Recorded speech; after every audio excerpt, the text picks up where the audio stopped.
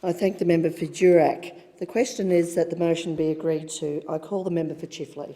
Deputy Speaker, I just want to extend my thanks to the residents of, prominent residents of Eastern Sydney who take a lot of time to think about what Western Sydney needs and advocate for it, and have a willing ear in both the Sydney Morning Herald and the Daily Telegraph in telling us exactly what Western Sydney needs for its public transport. I've seen this over the last few weeks with the debate about the proposal to commit billions of dollars, either from the federal or state governments in New South Wales, to commit to the establishment of a rail line between the Western Sydney line connecting up St Mary's to the proposed second Sydney airport at Badgerys Creek. And Eastern Sydney, through its voices, for example, Lucy Turnbull, a person who I have a lot of respect for, but who, through the Committee of Sydney, notionally known as the Committee of Sydney, but really representing the eastern part, one half of the city, the Committee of Sydney does not speak in reflecting the needs of Western Sydney. It talks about reflecting only the inner city parts of the city's need. Lucy Turnbull recently, on 9 October, I see in the Sydney Morning Herald, proposed that this rail line be done, that billions be committed to improve public transport in Western Sydney. This is nothing short of a joke. The creation, the establishment, the dedication of millions and nearly billions of dollars in terms of creating that link in Western Sydney flies in the face of the genuine needs of people that I represent in this place. Because when I stand at railway stations catching up with constituents, they don't tell me that they need another line to an airport that is going to become a white elephant because Qantas and Virgin won't actually fly there. What they tell me is they want to see simple things done, like, for example, the building of perhaps a lift at their local railway station that they've been asking for ages. And we can't even get that simple infrastructure put in place. So Eastern Sydney tells us we need to be able to have a railway line to connect up to a white elephant of an infrastructure project at Badgerys Creek, but they won't even spend the money on what's needed for Western Sydney residents.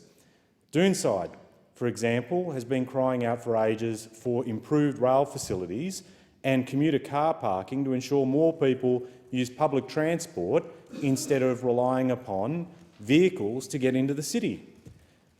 They have been fighting for this for ages, couldn't get anywhere.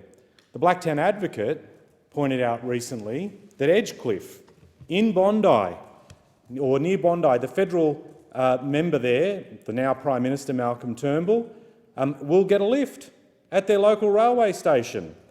Edgecliff services 92 disabled people, according to the Blacktown Advocate, 591 elderly. Doonside Station, nearly 900 residents who have some form of impairment that impacts on their ability to access the station, and nearly 2,000 elderly residents cannot get the simple dedication of money to build a lift there. And that is the case in Western Sydney. Where the Baird government sees electoral advantage, it dedicates the money. It doesn't do it on the basis of need, it does it on the basis of politics. The whole clamour for the building of this rail line to Badgerys Creek is about politics from the inner city perspective. It is not about reflecting Western Sydney needs. If, for example, federal and state governments were of a mind to invest in transport and realising too that we need to get more people on public transport, make public transport more accessible, improve the stations, build the commuter car parks, or maybe dedicate other road projects, for example the M9, which needs to be built and is going to open up potentially employment lands between the M7 and M9 and transform Western Sydney, and by creating more employment prospects in our region, ensure that we don't have to have people travelling from west to east.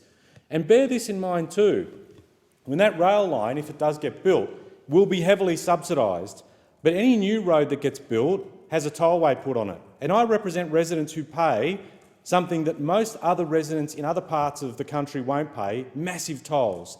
Residents in my part of the world will pay $35 a day to get access to the city because of tolls.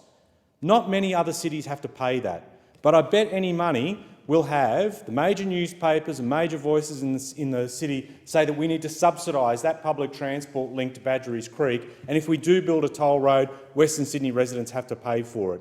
Again, there is an uneven and unfair approach to the dedication of resources when it affects Western Sydney. It's always inner-city voices that are telling Western Sydney that what's good for them, and I don't think that's good enough for the people I represent in this place. I thank the member